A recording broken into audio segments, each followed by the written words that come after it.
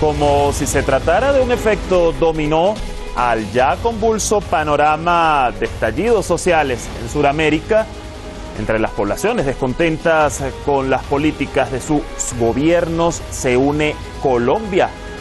La misma semblanza, medidas gubernamentales aplicadas o planteadas, ira popular sumada a años de indignación por la exclusión social, represión para contener a esa ira que en algunos casos va acompañada de vandalismo, resistencia en las calles y luego una búsqueda de diálogo desde el gobierno que en la mayoría de los casos no satisface las demandas de la ciudadanía.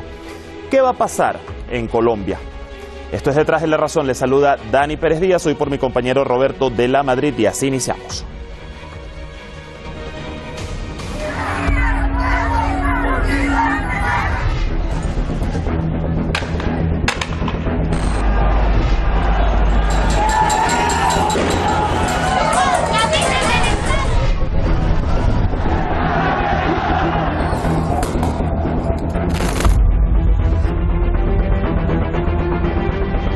Los colombianos también salen a las calles. Rechazan una reforma laboral y de pensiones del gobierno, la cual consideran que lesiona los intereses de los trabajadores. También reclaman más inversión en educación y medidas de protección efectivas para indígenas y líderes sociales. Marchamos por nuestros derechos, marchamos por la educación, por los líderes, marchamos por el agua, por la naturaleza, por nuestro derecho a la libre expresión. Esto es una movilización pacífica, masiva, en donde los ciudadanos quieren ser oídos, pero quieren ser reconocidos.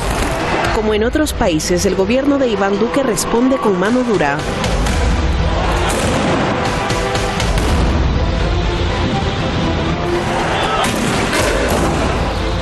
Decreta toque de queda en diferentes ciudades y ordena el despliegue del ejército para actuar junto a la policía. Y no dejaremos de aplicar ninguna medida disponible para garantizar el orden público en el país. Episodios violentos se registraron en diferentes ciudades que dejaron varios muertos y cientos de heridos. Yo voté por él, pero se lo digo a Duque, ponga la cara, hermano, ponga la cara. No permita que haya un derramamiento de sangre. Ante esta situación, Duque convoca a un diálogo social, pero sin la participación de algún representante de los manifestantes. Según la presidencia, se abordan temas como la educación, salud, paz, medio ambiente, lucha contra el narcotráfico y la corrupción. Aunque dicho diálogo se mantendrá vigente hasta el 15 de marzo del venidero año, fueron pocos los detalles dados a conocer sobre cómo se involucrará a la ciudadanía. La conversación que queremos abrir busca que vayamos a los territorios y que de aquí a marzo se recuperen esas capacidades de todos los colombianos de entender cuáles son las distintas posiciones y plantear propuestas que nutran sus planes de desarrollo y que nos ayuden a nosotros también a ser más efectivos en los territorios. La situación actual tiene contra las cuerdas al presidente Duque, que ha venido sufriendo varios reveses en los últimos meses. En las elecciones locales de octubre, su partido, el Centro Democrático, solo conquistó 2 de las 32 gobernaciones del país. El ministro de Defensa, Guillermo Botero, renunció tras un bombardeo militar en el que murieron 8 menores de edad. Y a esto se suma su desaprobación, que viene en alza desde febrero y ha llegado a casi el 69%, según nuevos sondeos.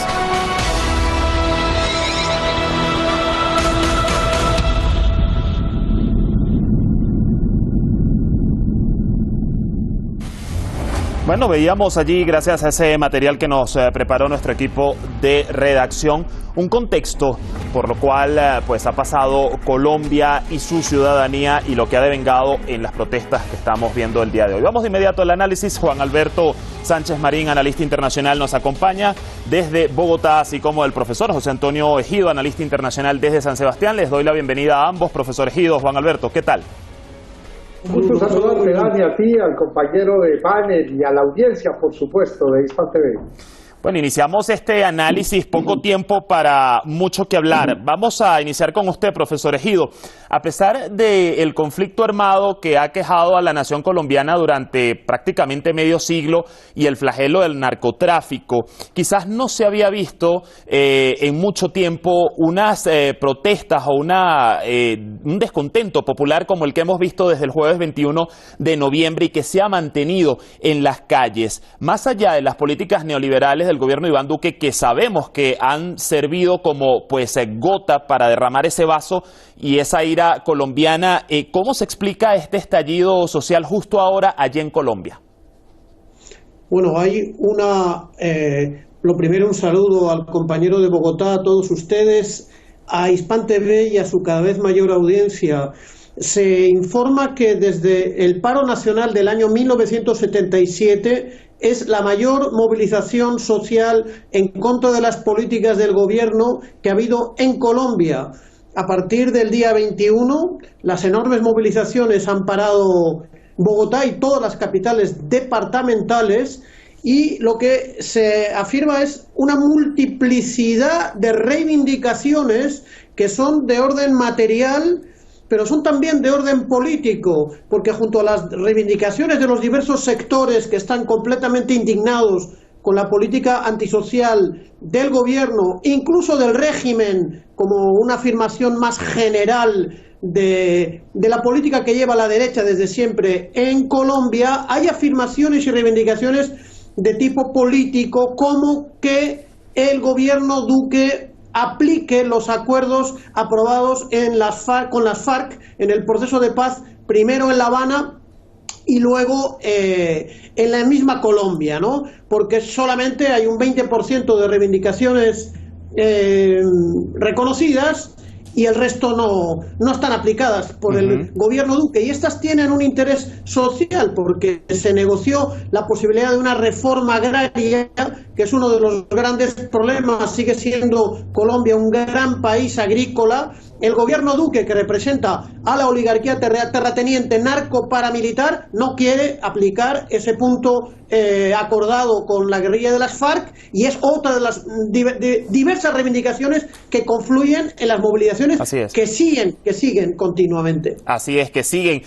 Juan Alberto, quisiera plantearle esta misma interrogante a usted a propósito que como bien sabemos, es colombiano, está allí en Bogotá, ha podido ser testigo de primera mano de estas protestas y saber su lectura sobre este estallido social justo ahora, después de tantos años en Colombia. Sí, que comparto el criterio de que esto tiene muchos niveles, formas de abordarse. Yo creo que Colombia tiene una desigualdad que es una de las mayores, no de la región, sino del mundo. Desigualdad en todo y en lo que importa, en distribución de tierras, en oportunidades de trabajo, en las mismas actividades económicas, en la concentración de capitales. No es de ahora, eso es muy cierto, porque en su mayoría vienen del siglo XIX, de muy adentro. Colombia es un estado que nunca o en muy contadas veces ha atacado la desigualdad, la exclusión, con políticas públicas. No lo hizo y no lo sigue haciendo. Y en Duque confluye esa molestia. Ahora bien, no confluye porque sí, sino porque sus medidas apuntan a continuar el mismo mal y a profundizarlo en muchos casos. Un gobierno que, como bien lo decía el compañero Egido, un gobierno que incumple lo pactado por el Estado, como el acuerdo con las FARC, pero que también incumple sus propios pactos, como lo hizo a comienzos de año con los estudiantes y con los profesores, que los ha incumplido, por más que diga que sí. Para cerrar, una serie de medidas económicas ciertas ya en curso o en ciernes, que van en contra de la golpeada clase media, ni qué decirlo, contra las clases más desprotegidas. Y para resaltar una indolencia frente a hechos muy graves, el resurgimiento de la aparición de prácticas infames al interior de la institucionalidad castrense, como los falsos positivos o como esos bombardeos infames contra grupos en los que se sabe que hay menores de edad, el asesinato continuado y sistemático de líderes indígenas en el Cauca y en todo el país. Hay puntos concretos en los que se enraiza este descontento, que es un hastío hacia las políticas del gobierno. Ahora, profesor Egido, más allá de las dinámicas particulares que tiene Colombia y que motivan a que ocurra lo que está ocurriendo justo ahora, pudiéramos considerar que lo que hemos visto en las últimas semanas en los vecinos regionales como Ecuador, como Chile, realmente han prendido la mecha y han tenido incidencia en movimientos populares y en las ciudadanías de otros países, en este caso como el de Colombia, para que pues hayan decidido estallar la ira contenida desde hace tanto tiempo. Yo creo que seguramente hay un efecto de influencia de las revueltas que ha habido populares en Ecuador, ahora en Bolivia contra el golpe, en Chile. El problema es que el malestar social en la propia Colombia es muy profundo, tiene grandes raíces y hacía falta que una chispa prendiese la pradera. Incluso las informaciones que tengo, que espero que el compañero de Bogotá pueda confirmar o desmentir, sectores de la clase media y de la clase alta de Bogotá están participando en las protestas contra el gobierno Duque, que expresarían el descontento de sectores del Partido Liberal, de manera que estamos ante una gran mayoría del pueblo, unas grandes masas que unen diversas clases sociales que están todas muy disconformes por distintas razones con esta desigualdad que afirmaba el compañero. Yo señalaba, rápidamente lo digo, si la pobreza multidimensional, extrema pobreza, se calcula que es del 17% para el país, hay 17 estados, que son la mitad de los estados, departamentos se llama en Colombia, que están afectados por índices muchísimo mayores de pobreza. Por ejemplo, el Chocó es prácticamente el 50% de la población en extrema pobreza. Esas razones estructurales me da la impresión de que son la principal razón de la enorme protesta social en Colombia contra el gobierno Duque. De ese punto vamos a hablar en detalle un poquito más adelante. Sin embargo, Juan Alberto, bueno, bien nos puede confirmar esto que nos comenta el profesor Egido sobre quiénes son, más allá de ese ciudadano colombiano de a pie, quiénes son los que están participando también de estas manifestaciones y de este descontento popular, pero también los siguientes datos que tengo acá y a los cuales me voy a referir, porque según el gobierno nacional han sido unas 250.000 personas los participantes de estas manifestaciones. Sin embargo, las organizaciones pues encargadas de coordinar las marchas han afirmado que ha llegado hasta más del 1.000.000. ¿Quién tiene la razón acá? Bueno, es difícil establecer con cifras. Lo cierto es que ha sido multitudinaria el carácter de estas marchas. Y es muy cierto que no solo son de clase, es decir, es interclases, pero además de eso no tiene el aval de un partido específico, no es ni de izquierda, no es de derecha, ningún partido lo puede monopolizar el triunfo de estas marchas. Son multitudinarias, la Plaza de Bolívar incluso se ha llenado, que tiene una capacidad de miles de personas, se ha llenado de manera constante el día del paro principal, el 21, pero además es que estas marchas fueron un éxito, o son un éxito desde muchas perspectivas. En la dimensión, porque fue masivo, el carácter que expresa el compañero, fue masiva en Bogotá y en capitales departamentales y en más de 500 municipios medios y pequeños. Pero además en duración, es la primera vez que una marcha deriva en nuevas marchas y de varios días además. En diversidad, fue un paro, unas marchas que fueron además no solo marchas, no solo protestas en las esquinas, en los parques, sino además cacerolazos masivos, protestas espontáneas. Y en paz, a pesar del clima de terror generado previamente hacia el paro, fueron jornadas absolutamente en calma. Los disturbios, como lo están enseñando los videos, y algunos medios, fueron provocados por elementos del llamado escuadrón móvil, en su gran mayoría. Obviamente hay sectores, hay grupos inconformes, hay grupos que se expresan violentamente, pero en su gran mayoría fueron generados, producidos, motivados por el escuadrón móvil antidisturbios, el ESMAD, que es una policía de choque, y en general rompiendo las marchas, negando accesos, disolviendo las conglomeraciones de manera habitual, con gases lacrimógenos y a patadas. Juan Alberto, para concluir esta misma idea, antes de que se nos vaya a otro punto y antes de ir con el profesor Egido, quisiera pues plantearle la interrogante aquí mismo sobre lo que dijo Duque. él expresó que realmente se estaba desvirtualizando esa propuesta de la reforma laboral y de pensiones planteada y que pues ha sido la gota que ha derramado el vaso en el descontento popular colombiano. Él dice que realmente no se preparaba un golpe contra las pensiones ni contra los salarios, pero ¿qué hay de cierto en esto? Mire, lo que pasa es que, perdón, las reformas planteadas no se han presentado, no están escritas en el papel, pero no tanto porque no se quiera o se haya arrepentido el gobierno de presentarlas, sino porque la ley de financiamiento se cayó, la tumbó la Corte Constitucional por vicios de forma, de procedimiento. Así que las reformas toca dejarlas en remojo mientras tramita de nuevo la reforma fiscal, que ahora se llama, en esa tan característica manía al eufemismo, ahora se llama Ley de Crecimiento, que es la misma repetición de la gestión legislativa del 2018, pero las reformas están previstas, han sido explícitas, han sido anunciadas por algunos de sus funcionarios, de sus ministros. Así que quedan dos opciones: o los ministros no le hacen caso a él, o él no está enterado de lo que está realmente proponiendo su propio equipo. Las dos alternativas muy graves, pero esas propuestas, por algo es que el paro se ha orientado precisamente a atacarlas de manera frontal, como uno de los puntos de las reivindicaciones que se están exigiendo. Claro. A ver, yendo un poco más al contexto regional y del que sé que usted ha sido muy estudioso, profesor Egido, valga la pena destacar que con un crecimiento económico superior al promedio regional, Colombia, pues según indicadores, se ubica como la cuarta economía latinoamericana. Sin embargo, esto contrasta con los altos índices de desigualdad y desempleo, un tema definitivamente pendiente durante décadas y diversas administraciones. Pero el punto aquí, profesor Egido, es por qué en los gobiernos colombianos no se ha entendido o no se ha querido atajar estos factores que históricamente han generado estallidos sociales en Latinoamérica. Mire, hay una particularidad que tiene Colombia, y es que a lo largo del siglo XX, mientras la inteligencia norteamericana, junto con las derechas locales y los militares formados en la Escuela de las Américas, daban golpes de Estado en casi todos los países de América Latina, no lo daban nunca en Colombia. ¿Por qué?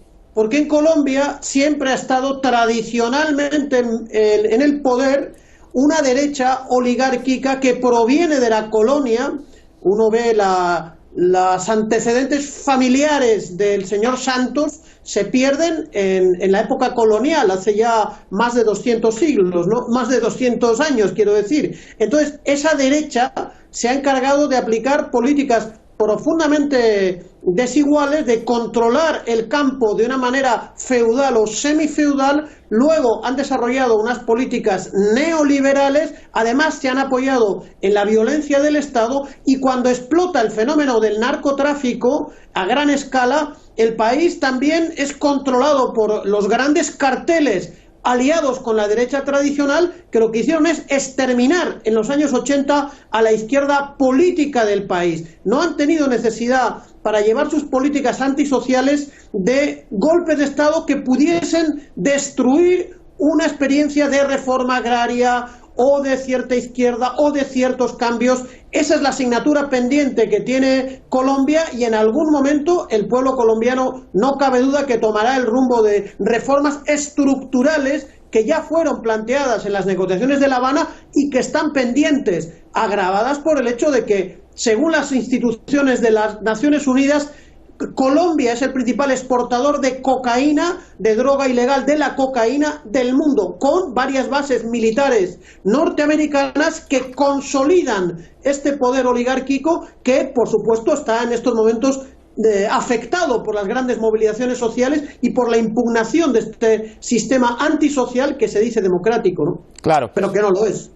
Ya el tiempo se nos reduce. Voy con usted, Juan Alberto. Vamos a pasar al punto de lo que ha sido la respuesta, la mano dura, como lo han llamado o lo han denominado algunos medios, del gobierno a la masa en la calle. Recordemos un dato que Colombia tenía alrededor de 4 décadas sin aplicar un toque de queda y una militarización a este nivel que hemos visto ahora. Sabemos también que la violencia y el vandalismo pues no tienen justificación, pero la verdad, ¿había necesidad de esta respuesta del gobierno que además ha dejado muertos y heridos?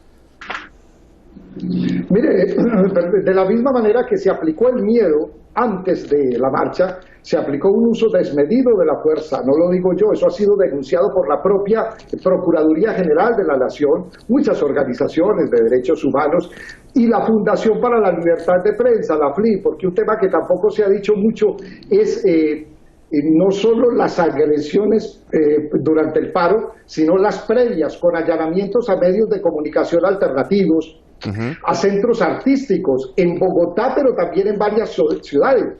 Así que fue una jornada masiva, popular, con un impulso muy grande de trabajadores, desvinculada de todo este tipo de acciones terroristas. Fue muy pacífica, pero fue también notablemente agredida con un uso desmedido de la fuerza. Aún cuando cuando Duque ha llamado a un diálogo social, una especie de convergencia nacional, laboral, ¿cómo tomar esto de que no haya incluido en este diálogo, por lo menos no de principio, no inicialmente, a los líderes de las protestas en la calle, profesor Ejido? Bueno, esto en Venezuela se suele decir que es un pote de humo, porque en vez de hablar con la Comisión Nacional Unitaria, que está dirigiendo y ha convocado las movilizaciones para examinar la posibilidad de resolver las reivindicaciones pendientes, lo que ha hecho es abrir una página web para que la gente haga algunas objeciones por ese medio que es bastante inofensivo y le compromete muy poco al señor Duque. De manera que la respuesta que ha dado, hablar con las propias autoridades locales, es insuficiente en relación a los verdaderos interlocutores de esta protesta. Es una medida de ganar tiempo para salir del paso a esta crisis en la que está el régimen, el gobierno de Duque. En este mismo sentido, Juan Alberto, sabemos que hoy lunes Duque se reunirá con la Comisión Nacional de Concertación Laboral y según han indicado la presidencia en el transcurso de la semana con otros sectores sociales, pero ¿qué se puede esperar realmente de esto? Y para usted, ¿va a calmar esto la indignación en la calle? Mire, aquí realmente hace falta un diálogo, pero un diálogo de verdad, es decir, no un diálogo impuesto, como lo ha anunciado el presidente, con una agenda preestablecida por el gobierno. Eso es un diálogo de sordos. Acá no se trata de un diálogo de sordos con convidados de piedra, pudiéramos decir, no. Es un diálogo para que las contrapartes realmente expresen y no vengan a avalar lo predispuesto y lo ya dictaminado.